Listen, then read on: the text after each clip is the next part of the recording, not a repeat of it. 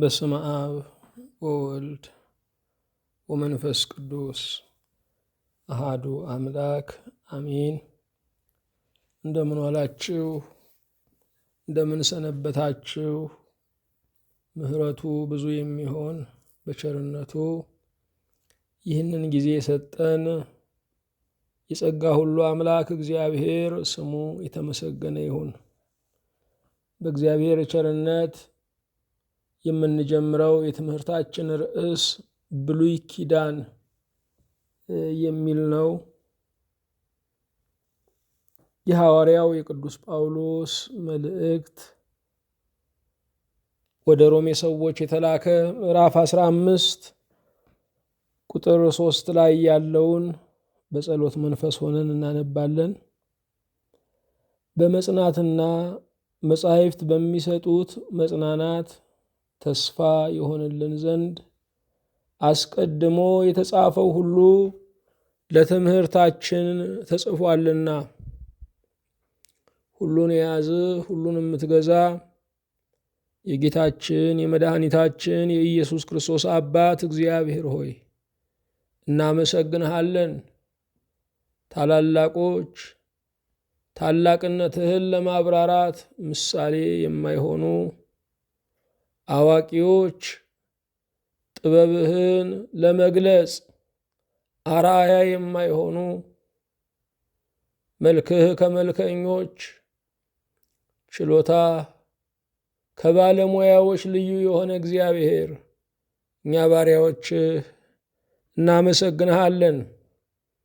የችግረኛን ድምፅ የምትሰማ ለማኞችህን በሞገስ ቃል የምታስተናግደን ላንኳኳ የምትከፍት ለጠራህ የምትመልስ አቤት አቤት ላለ የምትፈርድ እግዚአብሔር ማረይ ላለ በሥጋ በነፍስ የምትፈታ ያህዌ በእውነት እናመሰግንሃለን።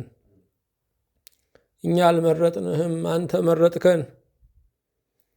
ሰዎች ሆነን እንድንፈጠር እንድንመስልህ ደግሞም በደም ዋጋ ተገዝተን በሀገረ ሕይወት በመንግሥተ ሰማያት እድምተኞች እንድንሆን ስለታደልን የመረጥከን ያከበርከን ጌታ እናመሰግንሃለን።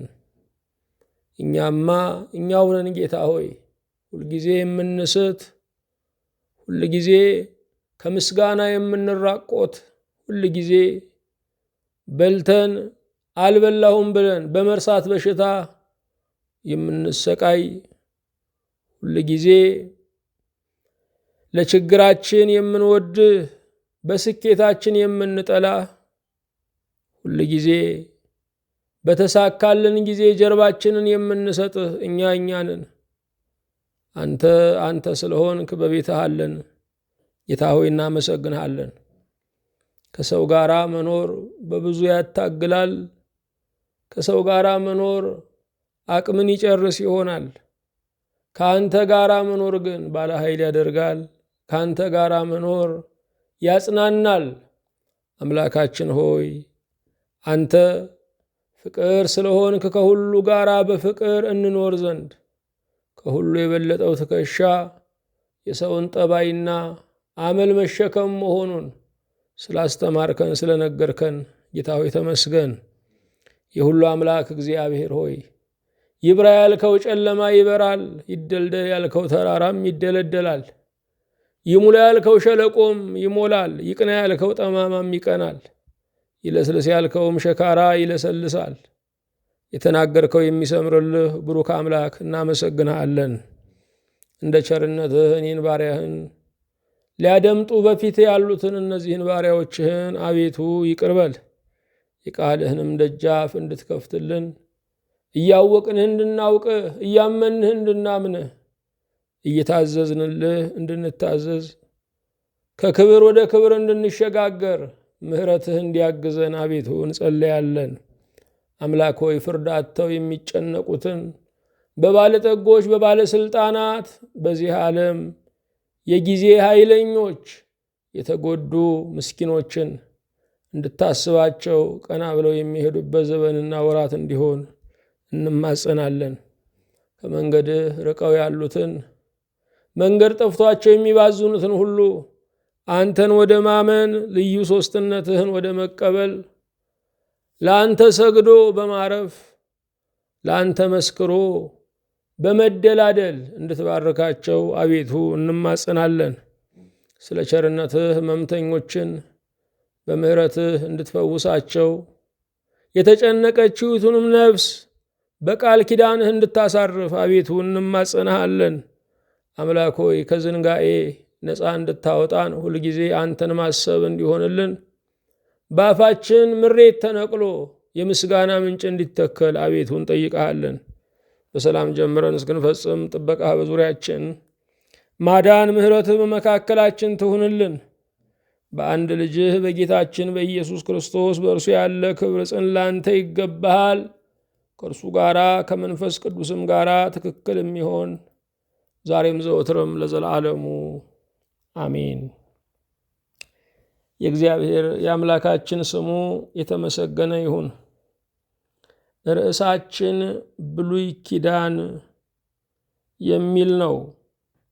ብሉይ ኪዳን ያረጀ የወይን ጠጅ ነው። ያረጀ የወይን ጠጅ ካስቆጠረው ዘመን የተነሳ ጣዕም አለው፣ ውድ ነው። ብሉይ ኪዳንም ጣዕም ያለው ደግሞም ውድ የሆነ የእግዚአብሔር ቃል ነው። ብሉይ ኪዳን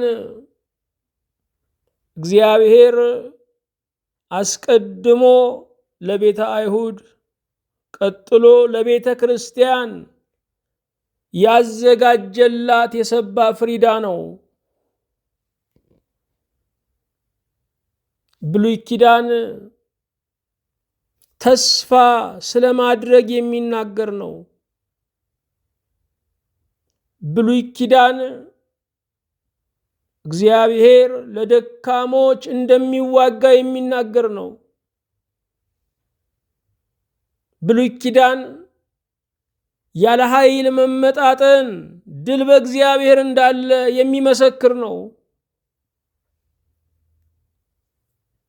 ብሉይ ኪዳን እግዚአብሔር ጠላትን ወዳጅ እንደሚያደርግ የሚናገር ነው። እሳትና ቅጠል ሐመልማል ተዋህደው የምናየው በብሉይ ኪዳን ነው። ዳንኤልና የተራቡ አንበሶች በአንድ ጉድጓድ ውስጥ በሰላም የምናገኛቸው በብሉይ ኪዳን ውስጥ ነው። ሰለስቱ ደቂቅ በእሳቱ ውስጥ ሲዘምሩ የምናየው በብሉይ ኪዳን ውስጥ ነው። የእስራኤል ልጆች ያለ መርከብ፣ ያለ ጀልባ፣ ያለ ታንኳ ባህርን በእግራቸው ሲረግጡ ሲሻገሩበት የምናየው በብሉይ ኪዳን ውስጥ ነው። ከዓለት ላይ ውሃ እንደፈለቀ ከዓለት ልብ ላይ የሚያረካ ነገር እንደወጣ የሚናገር ብሉይ ኪዳን ነው። ምንም በማይገኝበት ምድረ በዳ መና ከሰማይ ወረደ የተባለው በብሉይ ኪዳን ነው። እግዚአብሔር ጠላትን ወዳጅ እንደሚያደርግ የሚናገር መጽሐፍ ነው። ከፍርድ ቤት፣ ከፖሊስ፣ ከመንግስት የመጣ ደብዳቤን ሳያነብ የሚያስቀምጥ ሰው አለ ወይ?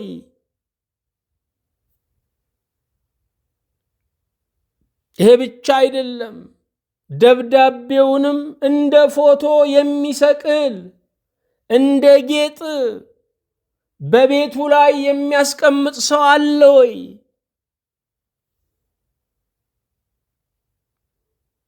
ደብዳቤውን የሚያነበው ሰው ከመንግስት የመጣ ነውና ከማነበው ጀርባ ያለ የሕግ ትርጉም ምንድን ነው ብሎ ለማወቅ የማይጠይቅ ሰው አለ ወይ? መንግስታዊ ደብዳቤ የመታዘዝ ግዳጅ ያለው በመታዘዝ የሚሟላ ነው። ከነበሩት ካሉትና ከሚመጡት መሪዎች የበለጠ መሪ አለ። እርሱ እግዚአብሔር ነው። የእግዚአብሔር መንግስትነት ለዘላለም ነው። በምድር ላይ የምናያቸው ነገስታት ሁሉ የውክልና ገዢዎች ናቸው። የባህሪ ገዢ እግዚአብሔር ነው።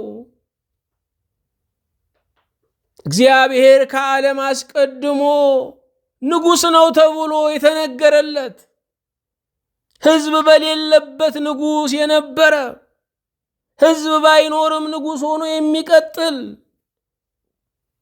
በስልጣኑ ዳርቻ የማይመልሰው፣ ለዘመኑ ወሰን የሌለው አምላክ ነው። ከዚህ ታላቅ መንግስት የመጣ አንድ ደብዳቤ አለ። እርሱ መጽሐፍ ቅዱስ ይባላል። ከፍርድ ቤት የመጣ፣ ከፖሊስ የመጣ፣ ከመንግስት የመጣን ደብዳቤ ሳያነብ የሚያስቀምጥ ሰው የለም። ከትልቁ መንግስት ከእግዚአብሔር የመጣውን ደብዳቤ መጽሐፍ ቅዱስን ግን ሳያነብ 10 ዓመት 20 ዓመት 30 ዓመት 50 ዓመት የሞላው ሰው ብዙ ነው። መጽሐፍ ቅዱስን አለማንበብ የእግዚአብሔርን ንጉስነት አለማክበር ነው። ይህ ብቻ አይደለም። መንግስታዊ ደብዳቤን እንደ ፎቶ የሚሰቅል ሰው የለም። ከዚያ ይልቅ በውስጡ ያለውን መልእክት ያሰላስላል። መንግስት ከኔ የፈለገው ምንድን ነው ይላል። መጽሐፍ ቅዱስ የተሰጠን አንዳንድ ጥቅሶችን እያወጣን ግድግዳ ላይ እንድንለጥፈው አይደለም። ያ መልካም ሊሆን ይችላል። የእግዚአብሔር ቃል ግን የሚያርፍበት ሰሌዳ ልባችንና ኑሯችን ነው። የእግዚአብሔር ቃል የሚነበብብን አደባባዮች እኛ ነን። ይሄ ብቻ አይደለም። መንግስታዊ ደብዳቤን ከማነበው ጀርባ የሕግ ትርጉም ሊኖረው ይችላል ብሎ አዋቂን የማይጠይቅ ሰው የለም ብለናል። እንደዚሁም ከምናነበው ከመጽሐፍ ቅዱስ ጀርባ ያለውን ምስጢር ከአዋቂዎች፣ ከመምህራን፣ ከአገልጋዮች፣ ከሰባኪዎች መጠየቅ ይገባናል። የእግዚአብሔርን ቃል የጻፉ ሰዎች እንዳሉ ሁሉ የእግዚአብሔርን ቃል የሚተረጉሙ የእግዚአብሔር ሰዎች አሉ። አንዱን እንዲጽፍ አንዱን እንዲተረጉም የሚያደርገው አንድ ምንጭ የሆነው ጌታ መንፈስ ቅዱስ ነው። መንግስታዊ ደብዳቤን መታዘዝ ግድ ነው። የእግዚአብሔር ቃልም የመንግስት ቃል በመሆኑ ልንታዘዘው ይገባል። አዎ መንግስታዊ ደብዳቤን 4 ነገሮችን በማሟላት እንቀበለዋለን። የመጀመሪያ አናስቀምጠውም። መጽሐፍ ቅዱስ መንግስታዊ ደብዳቤ ነውና ልናስቀምጠው አይገባም። የመጽሐፍ ቅዱስ መኖሪያው የመጽሐፍ መደርደሪያ ሳይሆን የምግብ ገበታ ነው። ምክንያቱም በየቀኑ የምንበላው የሕይወት እንጀራ ነውና። መንግስታዊ ደብዳቤን አናስቀምጠውም። መጽሐፉንም ልናስቀምጠው አይገባም። ሁለተኛ፣ መንግስታዊ ደብዳቤን በቸልታ አናየው። መጽሐፍ ቅዱስንም በቸልታ መልእክት ለእኛ እንደሌለው አድርገን አንመለከትም።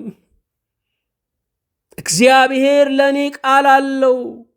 እግዚአብሔር ለእኔ መልእክት አለው። እግዚአብሔር በተጻፈው ቃሉ በኩል ይናገረኛል የሚል የሁልጊዜ ጉጉት ሊኖረን ይገባል። ሶስተኛ፣ እንደ ጌጥ አንሰቅለው መንግስታዊ ደብዳቤን።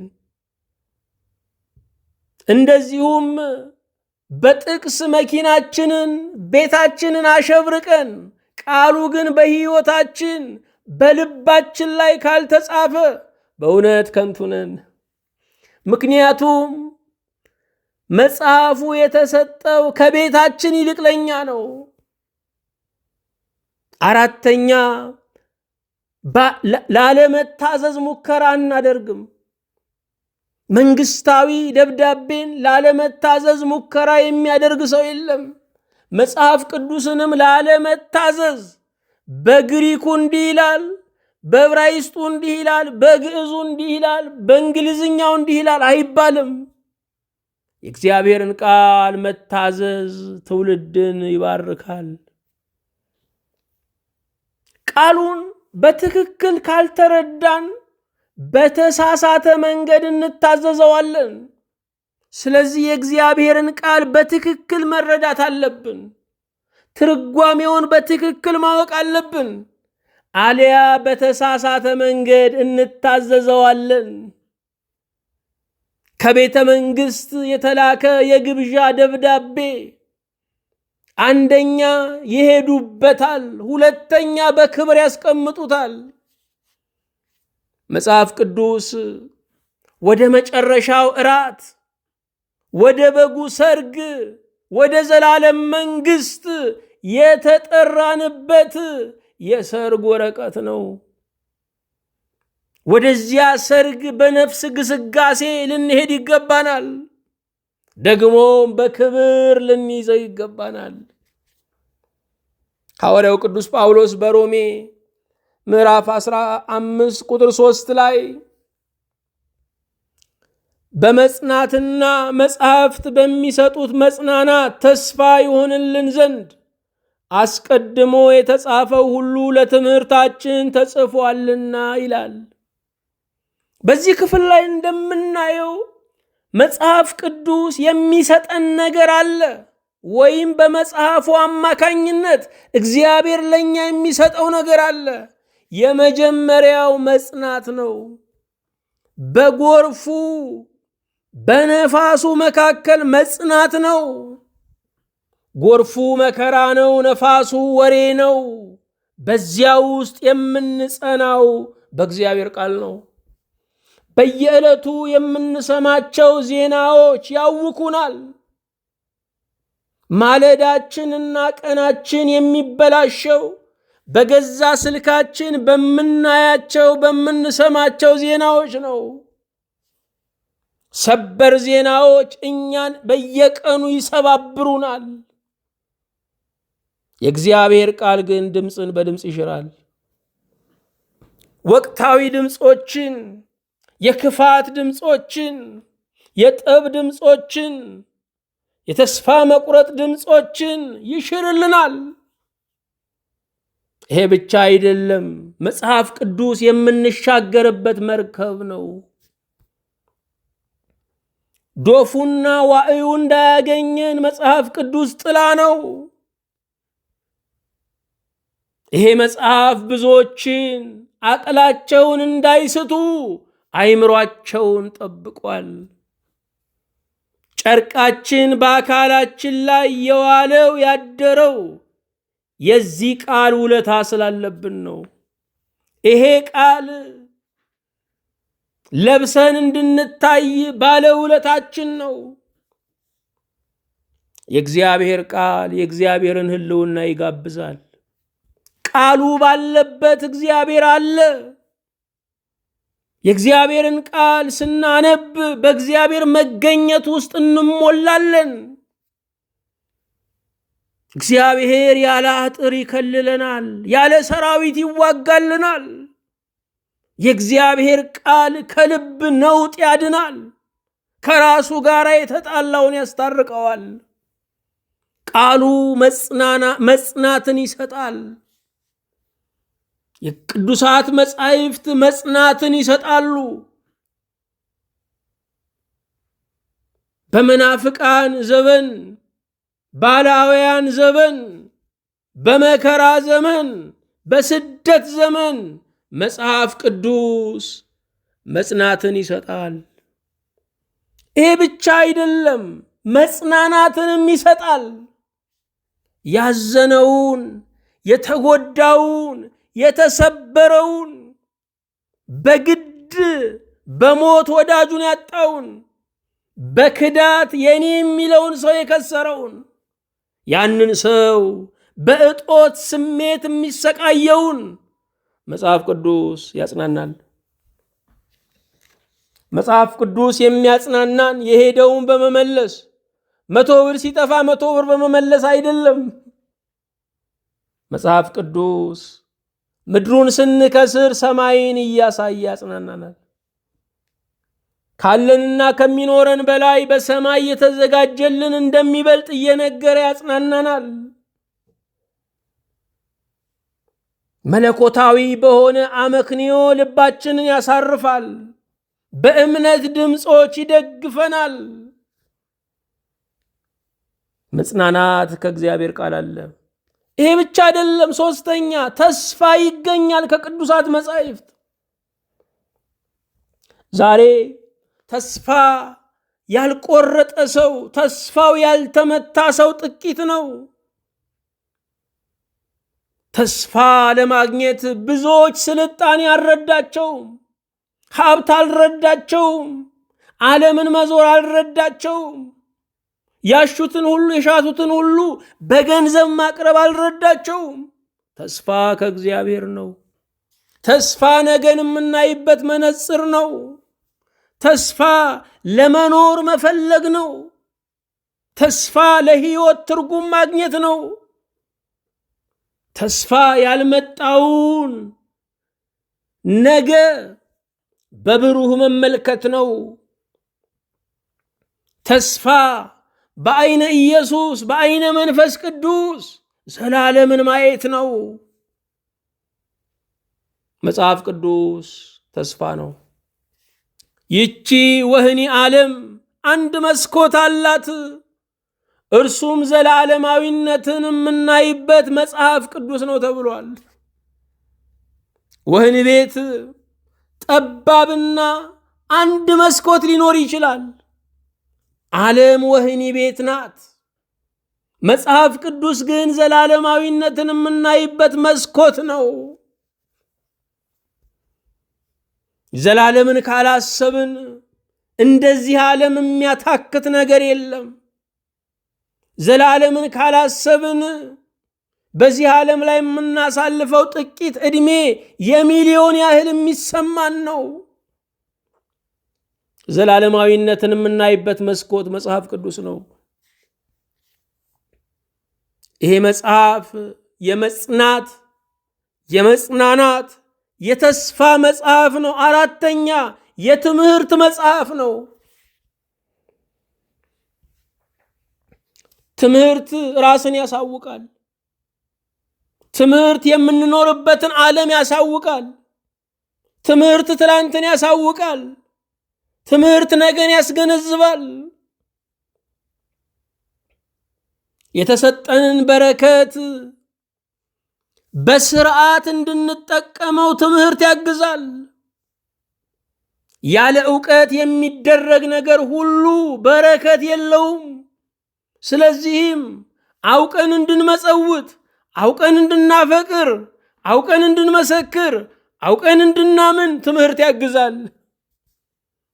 መጽሐፍ ቅዱስ ትምህርት ይገኝበታል። እግዚአብሔር በባህሪው ራሱን ካልገለጠ የፍጡር ምርምር የሚያገኘው አይደለም። እንደውም ለተመራማሪዎች እየተሰወረ ለገበሬዎች፣ ለአላዋቂዎች፣ ለትሑታን፣ ለሕፃናት የሚብራራ አምላክ ነው። ስለ እግዚአብሔር የምናውቀው እግዚአብሔር እኔ ነኝ ብሎ የነገረንን ብቻ ነው። እግዚአብሔርን የምንማረው፣ እግዚአብሔርን የምንዳስሰው፣ እግዚአብሔርን የምንቀምሰው በመጽሐፍ ቅዱስ በኩል ነው። ትምህርት ዓይንን ያበራል። ትምህርት የልብን ጨለማ ይገፋል። ያወቀ ሰው እንዳላወቀበት ዘመን አይኖርም። ሰው አውቆ ላይለወጥ ይችላል። አውቆ ሊወድቅ ይችላል። ነገር ግን የመመለሻውን መንገድ ያውቀዋል። አንድ ቀን ወደ ልቡ ሲመለስ እንዴት እንደሚድን፣ እንዴት ከቁስለ ኃጢአት እንደሚፈወስ ይገባዋል። ላልለወጥ መማር ምን ይሰራልኛል አትበሉ። የመለወጫውን መንገድ የንስሐውን ጎዳና የሚያሳውቀንን ትምህርት መያዝ ይገባል። መጽሐፍ ቅዱስ ለትምህርታችን የተጻፈ ነው።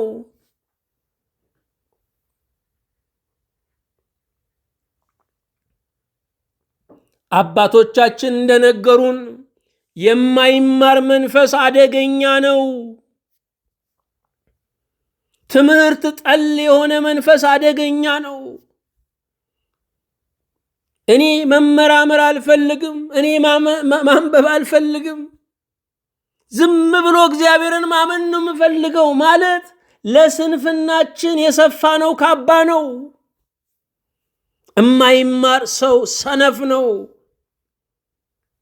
እማይማር ሰው አእምሮ ይዝጋል። መኪና ህልውናውን የሚጠብቀው ሲጓዝ ነው። ምክንያቱም ለመጓዝ ስለተሰራ። አውሮፕላን እየታደሰ የሚመጣው በበረረ ቁጥር ነው። የሰው አእምሮ ለማወቅ ነው የተሰራው። በየዕለቱ ካላወቅን አእምሮ ወደ ሞት ቀጠና ውስጥ መግባት ይጀምራል። እግዚአብሔር አእምሮን የሚያለማ፣ ነፍስን የሚያረሰርስ፣ መንፈስን የሚያጠግብ ቅዱስ ቃሉ ሰጥቶናል። ምናልባት መጽሐፍ ቅዱስ በቤታችን ሊኖር ይችላል። አንድ አዋቂ ሰው መጥቶ መጽሐፍ ቅዱስ የታለ ቢለን ላለማፈር ለቤቱ ክብር ይሆናል መጽሐፍ ቅዱስ የገባው። ነገር ግን የማትበሉትን አትገዙትም፣ እማትመገቡትን ወደ ቤታችሁ አታስገቡትም። ለሆዳችን እንጀራ የሚያስፈልገንን ያህል ለመንፈሳችን ቃሉ ያስፈልጋል። እንጀራ ብቻውን፣ ቤት ብቻውን፣ ልብስ ብቻውን፣ ዲሞክራሲ ብቻውን፣ ሰላማዊ ሀገር ብቻውን፣ ስልጣኔ ብቻውን፣ የመረጃ መብት ብቻውን መኖርን ሙሉ አያደርጉም። መኖር የሚሟላው የእግዚአብሔርን ቃል ስናገኝ ነው። ይሄ ቃል የህልውና ቃል ነው። ዛሬ እኔ ተረጋግቼ የምናገረው፣ እናንተ ተቀምጣችሁ የምትሰሙት ይሄ ቃል ቅዱሳን መላእክት ሲሰሙት በመፍራት በመራድ የሚታዘዙለት ቃል ነው። መጽሐፍ ቅዱስ በተለያየ መንገድ በተለያየ ሰዎች ይጎሳቆላል። 15 የመጽሐፍ ቅዱስ አጎሳቋዮችን እናያለን። መጽሐፍ ቅዱስን በተለያየ መንገድ የሚያጎሳቁሉ የመጀመሪያ ፈሪሳውያን ናቸው። ፈሪሳዊ ማለት የተለየ ማለት ነው። ይህንን ስም ለራሳቸው የሰጡት ፈሪሳውያን ናቸው። እኛ ከተራው ሕዝብ የተለየነን፣ ከኛ በላይ ቅዱስ የለም ብለው የሚያስቡ ናቸው። ከኛ በላይ ፉጨት አፍ ማሞጥሞጥ ይባላል። ከኛ በቀር ክርስቲያን፣ ከኛ በቀር ክርስቲያን፣ ከኛ በቀር አዋቂ፣ ከኛ በቀር እግዚአብሔርን ፈላጊ፣ ከኛ በቀር ህሩይ ምርጥ የሆነ ማንም የለም ብለው የሚያስቡ ፈሪሳውያን ናቸው። ፈሪሳውያን የእግዚአብሔር ቃል አይበቃም ብለው የራሳቸውን ወግ፣ የራሳቸውን ስርዓት፣ የራሳቸውን ትብታብ አበጅተው ነበረ። በ10ቱ ትእዛዛት ላይ 1100 የሚያህሉ ህጎችን አውጥተው ነበረ።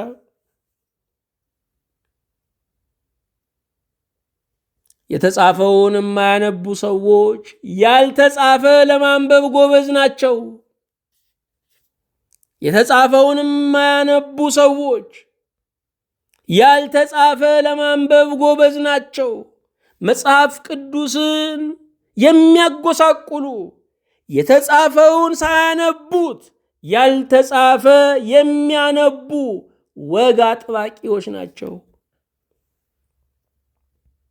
ሁለተኛ መናፍቃን ናቸው። መናፍቃን መጽሐፍ ቅዱስን ይጠቅሳሉ። መናፍቅ ማለት መንፈቅ ከሚል ቃል የወጣ ነው። ግማሽ ማለት ነው። መንፈቅ የዓመት ግማሽ ነው። መናፍቃን ግማሽ እምነት፣ ግማሽ ዕውቀት፣ ግማሽ ቅድስና አላቸው። የእግዚአብሔርን ቃል ለፍላጎታቸው ይጠቅሱታል። እግዚአብሔርን ቃሉን የሐሰታቸው ተባባሪ ያደርጉታል። እነዚህ የእግዚአብሔርን ቃል ያጎሳቁላሉ።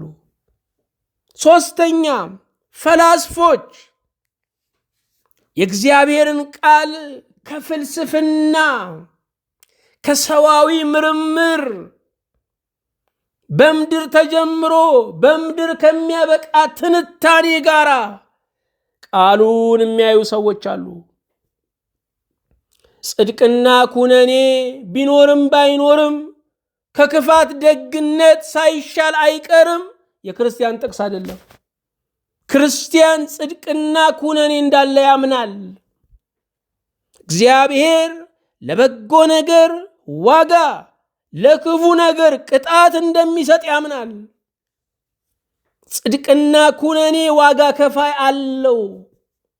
ጽድቅና ኩነኔ ቢኖርም ባይኖርም ማለት በሰማይ ላይ እግዚአብሔር ፈራጅ ሆኖ አልተቀመጠም ማለት ነው። ጽድቅን የምንፈጽመው በይሻላል መርህ አይደለም። በምድር ላይ በሰላም ለመኖርም አይደለም። ዘላለም ከእግዚአብሔር ጋር ለማበር ነው። አራተኛ መጽሐፍ ቅዱስን የሚያጎሳቁሉ ስጋውያን ናቸው።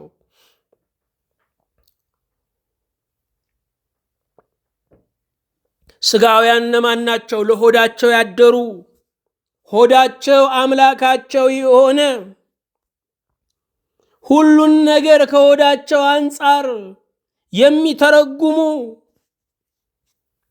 በበሉበት የሚቀሩ፣ ምቾታቸውን በጣም የሚያመልኩ፣ እንደ ድመት ለምቾታቸው የሚኖሩ ስጋውያን ይባላሉ። እነዚህ ስጋውያን የእግዚአብሔርን ቃል ያጎሳቁላሉ። ሰካራም ሁሉ ብትጠይቁት በወልድ ያመነ የዘላለም ሕይወት አለው የሚለውን ጥቅስ አያውቅም። ሰካራም ሁሉ ግን ወይን ያስተፌስህ ይል የለም ወይ ይላል። ወይን ያስተፌስህ የተባለው ወይን የተባለው የክርስቶስ ደም ነው እንጂ ሰውን የሚያሳብደው ይሄ አደንዛዥ መጠጥ አይደለም። ስጋውያን መጽሐፍ ቅዱስን ያጎሳቁላሉ። መጽሐፉም እኮ የሚለው ይላሉ። መቼም የሚሰክር ሰው ምክንያት ይፈልጋል። ለምንድን ነው ስንል ውስጡ ስለሚወቅሰው። ለጢሞቴዎስ እኮ ስለ ሆድ በሽታ ውሃ ብቻ ጠጣ የወይን ጠጅም ጠጣ ተብሎ የለም ወይ ይላሉ። ታዲያ የሁሉ ጠጪ የሆድ ህመም ኖሮበት ነው ወይ የሚጠጣው? ሆዱን አሞት ነው ወይ የሚጠጣው? እንደ ሰካራም የሚመስል ጥቅስ የሚደረድር የለም። ስለዚህ ጊዮርጊስም ቡናም ካሸነፉ ይጠጣል የደስታ፣ ካላሸነፉ የብስጭት ይጠጣል። አህያ ቆማም የኔው ናት ሞታም የኔው ናት አለ ይባላል ጅብ። ተደሰቱም አዘኑም በሁለቱም ምክንያት ይጠጣሉ። ከኛው ደግሞ ተሻግረው ደግሞ የፈረንጆቹ ኳስ ካሸነፉም የደስታ ካላሸነፉም የብስጭት ይጠጣሉ። የሚጠጣ ሰው አይምሮ ይወቅሰዋል። አይምሮ ይከሰዋል። ስለዚህም ምክንያት ይፈልጋል። ዛሬ እኮ በዓል ነው ይላል። በዓላቶቻችን ከስካር ከዘፈን ካልጸዱ ሀገር አይባረክም። የእግዚአብሔር የአምላክን ስም በከንቱ አትጥራ የተባለው የእግዚአብሔር የአምላኩን ስም በከንቱ የሚጠራ ከኃጢአት አያነጻውም ነው የሚለው። የጌታችን የኢየሱስ ክርስቶስን ትንሣኤ በዓል ምክንያት በማድረግ የተዘጋጀ የሙዚቃ ግብዣ ይባላል። ክርስቶስ እኮ የሞተው ዝሙትን ሊገድል ነው። የሞተው የዛር ውላጅ ዘፈኖችን ሊገድል ነው። መጽሐፍ ቅዱስን የሚያጎሳቁሉ ስጋውያን። አምስተኛ ተከራካሪዎች፣ ክርክር የሚወዱ ሰዎች አሉ።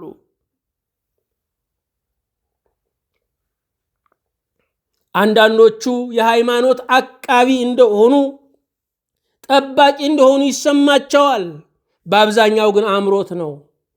ተሸንፎ መግባት እያሳዘናቸው አሸንፎ በክርክር ዘርሮ መግባት ብዙ ሰው ስለሚያጨበጭብ ይደሰታሉ።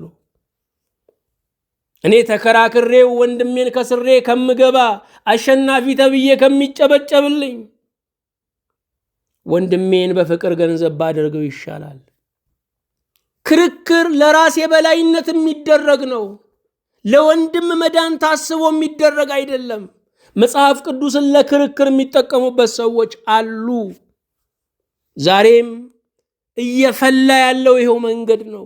ስድስተኛ መጽሐፍ ቅዱስን የሚያጎሳቁሉ ምሁራን የሚባሉ አጉል አዋቂዎች ናቸው። እግዚአብሔር አለ ብሎ አስራት በኩራቱን ያወጣ ሕዝብ ያቋቋመው የነገረ መለኮት ትምህርት ቤት ብዙ ከሃዲዎችን እያፈላ ነው። እሱ እኮ እዚያ ትምህርት ቤት የሚማረው የሚያስተምረው እግዚአብሔር አለ ብሎ የሚያምን ሰው በሰጠው አስራት በኩራት ነው። በእግዚአብሔር ድርሻ በእግዚአብሔር ርስት እግዚአብሔርን የሚክዱ ብዙ አዋቂ ነን የሚሉ አሉ።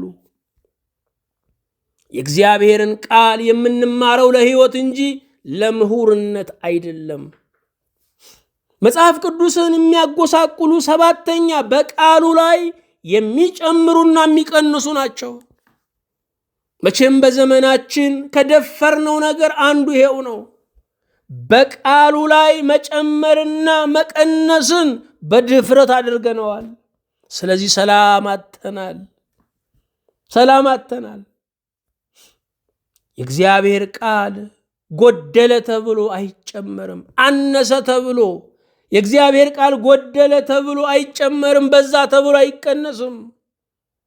ስምንተኛ በሌሉ ነገሮች ላይ የሚወያዩ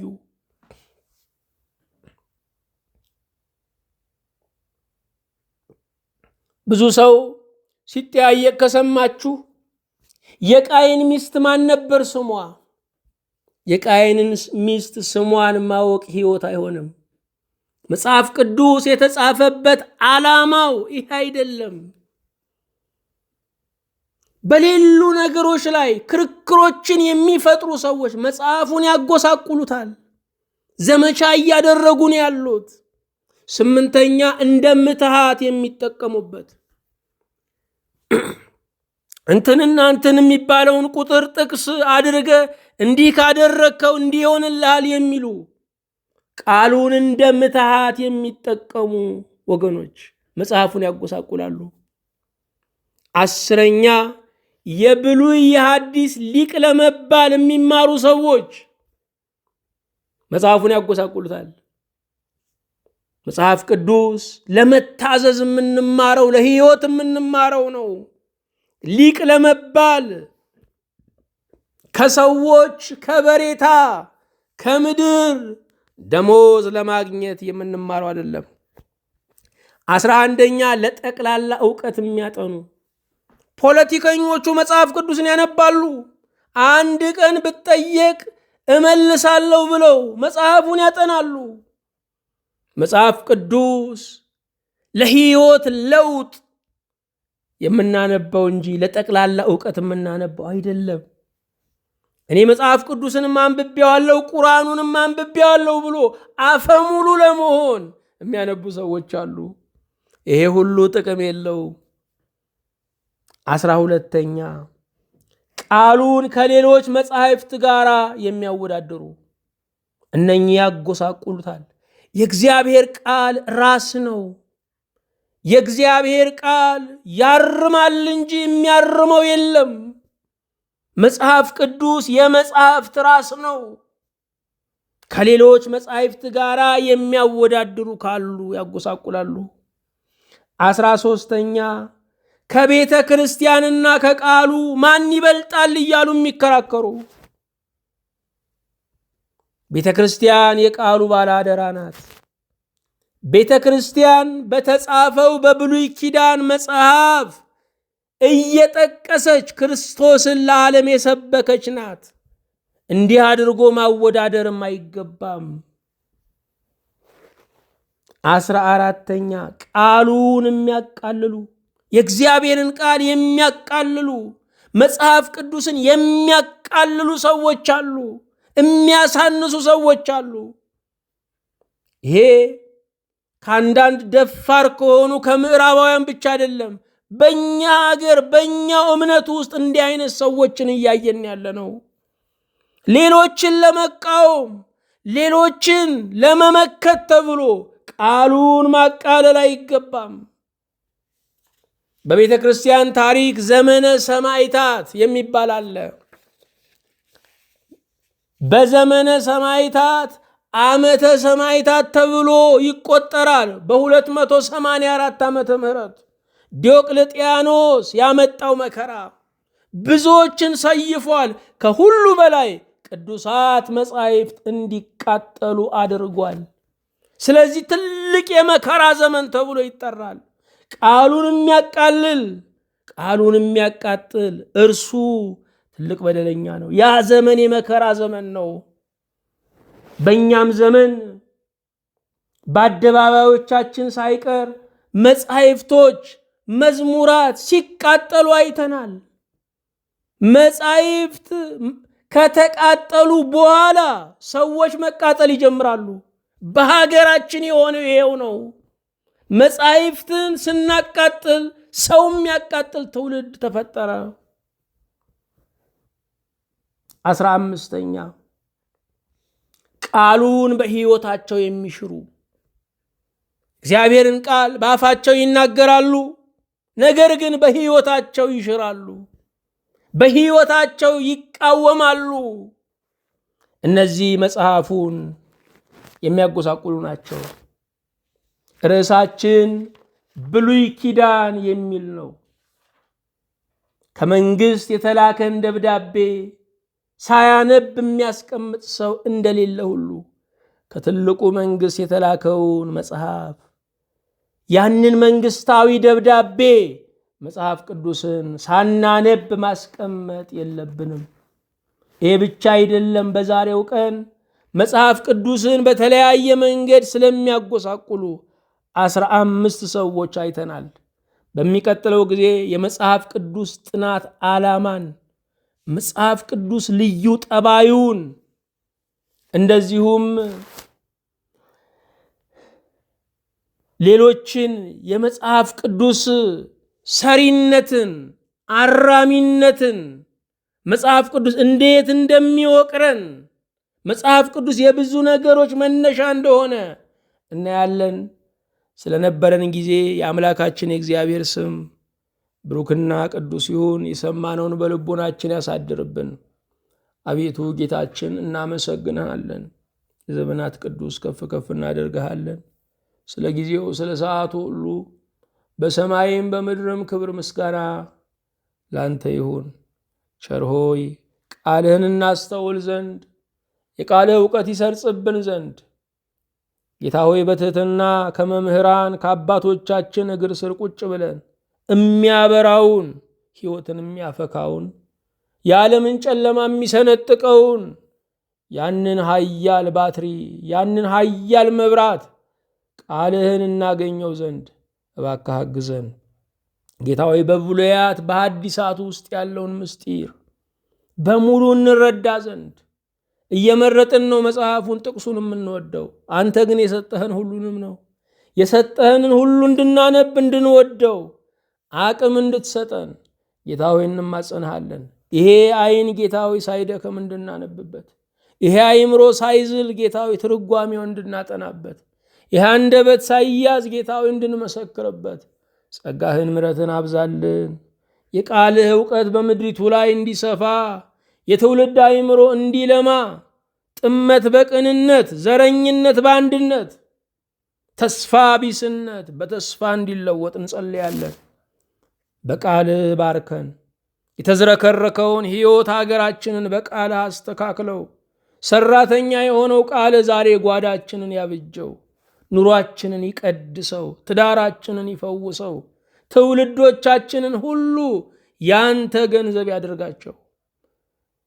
በጌታችን በኢየሱስ ክርስቶስ በእርሱ ያለ ክብር ጽን ላንተ ይገባሃል። ከእርሱ ጋራ ከመንፈስ ቅዱስም ጋራ ትክክልም ይሆን ዛሬም ዘወትርም ለዘላለሙ አሜን።